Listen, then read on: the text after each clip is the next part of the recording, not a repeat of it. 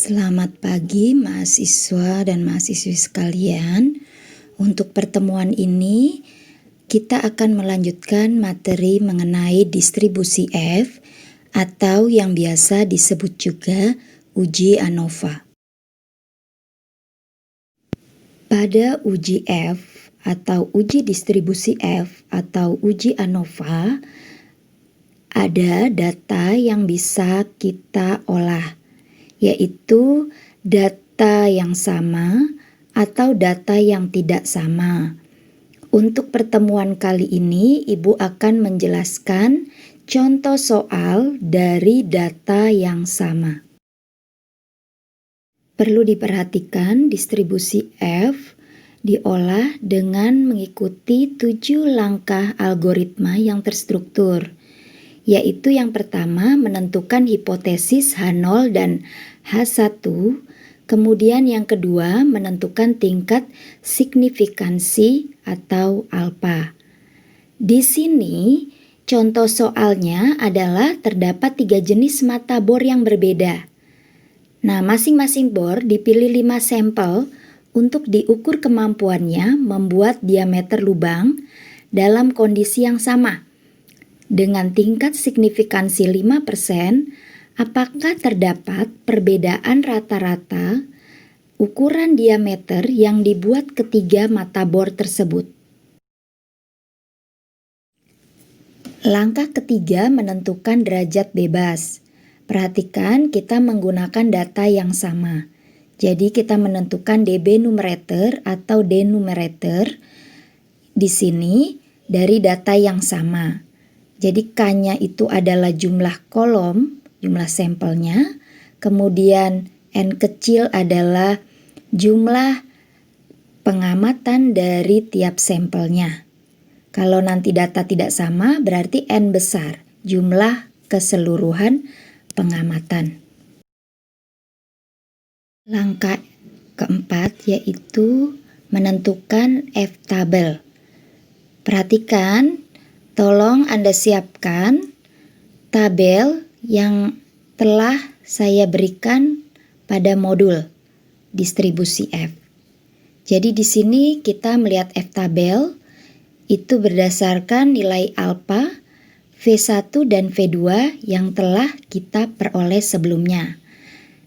Oke, di sini kita bisa melihat dari modul bahwa nilai F-tabel adalah 3,8853. Langkah kelima yaitu menentukan F-hitung. Jadi ada persamaan yang kita ikuti untuk perhitungan uji F, yaitu persamaan untuk perhitungan JKT, kemudian perhitungan JKK, dan perhitungan JKG.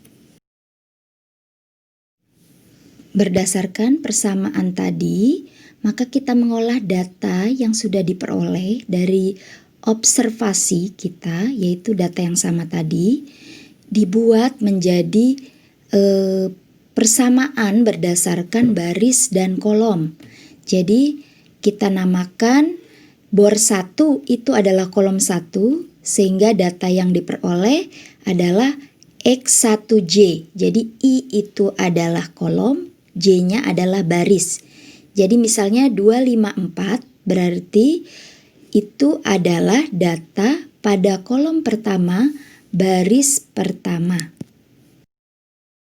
Dari proses perhitungan yang sudah kita lakukan di langkah 5, maka hasil akhirnya adalah kita memperoleh nilai JKT, JKK, dan JKG yang akan kita input ke dalam tabel standar distribusi F. Kita masih melanjutkan langkah kelima. Kita menginput nilai JKK, JKG, dan JKT tadi ke dalam tabel standar. Kemudian kita proses lagi dengan persamaan berikutnya sehingga kita mendapatkan hasil akhir F-hitung. Keenam yaitu tentukan kriteria pengujian. Kita bisa melihat apakah H0 atau H1 yang diterima dari perbandingan nilai F hitung dan F tabel. Di sini dari data yang sama diperoleh bahwa H1 yang diterima dan H0 ditolak karena F hitung lebih besar dari F tabel. Langkah terakhir dari algoritma uji F yaitu membuat kesimpulan yang ditarik dari hipotesis yang dipilih. Oke, mahasiswa dan mahasiswi sekalian, silakan Anda membaca ulang kembali modul yang diberikan sambil menyimak video ini. Kemudian kerjakanlah latihan soal yang sudah ada di modul dengan mengikuti algoritma yang sudah ada. Demikian yang dapat Ibu sampaikan untuk materi uji F hari ini. Terima kasih.